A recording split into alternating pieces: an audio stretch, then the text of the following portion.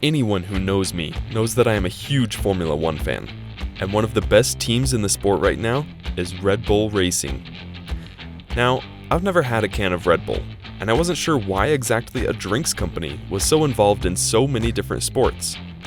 It seems that any extreme event you see today is sponsored by Red Bull in one form or another. Is Red Bull actually a drinks company? Or is it a marketing company?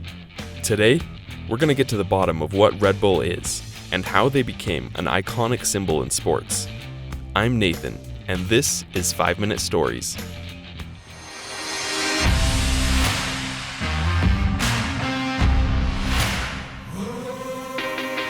The story of Red Bull starts with just about the most boring thing you could think of: German toothpaste. Dietrich Mateschitz was an Austrian businessman working for Blendax, a toothpaste company, in the early 80s. Dietrich went to visit a pharmaceutical client in Thailand, and he had a severe case of jet lag when he landed. When he arrived at the office of TC Pharmaceutical, he was offered a can of a local drink, Grating Deng. After drinking the sweet yellow beverage, he was shocked. His jet lag had completely disappeared. He had to find out what this drink was. Dietrich quickly went to meet the developer of this drink, Chalio Vuvidya, a businessman who worked for TC Pharmaceutical. The two of them came up with a plan to adapt the drink to fit the European market. The recipe of the drink was changed slightly, becoming carbonated and less sweet than the original Thai drink. It is this adapted recipe that is the Red Bull we know today. Both Dietrich and Chalio invested $500,000 of their own money and formed Red Bull GmbH on April 1st, 1987. In the beginning, Red Bull was sold exclusively in Austria. The company sold 1 million cans of Red Bull in the first year. By 1992, Red Bull started spreading to neighboring countries, dominating the sports drink market wherever it went. In 1994, Red Bull started selling in Germany and the UK, where it almost immediately became the most popular sports drink in the two countries. In 1997, Red Bull became available in America, and sales again increased massively. By 1998, the company was selling 300 million cans of Red Bull per year. By the year 2000, that number was up to 1 billion cans per year. From the beginning, Red Bull associated itself with extreme sports. In 1988, just 1 year after the first cans of Red Bull were sold, the company hosted the Red Bull Dolomitenrennen. In this insane competition, 100 four-man teams would compete to be the fastest in a relay race. But this was no ordinary relay race. The first man would have to be an expert mountain climber, because he had to run up dangerous mountain terrain for nearly 2 hours until reaching the top of the mountain. This terrain was so tough that even the best mountain runners in the world needed medical attention after reaching the top, some even being flown to nearby hospitals for treatment.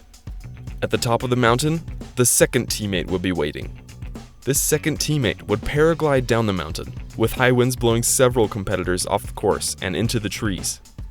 One paraglider even fell onto a group of churchgoers who were having mass in the area. The third teammate would be waiting with a mountain bike, ready to take on just as tough and dangerous terrain as the mountain runner. Some parts of the mountain biking trail were so bad that the bikers would have to carry their bikes across on their shoulders.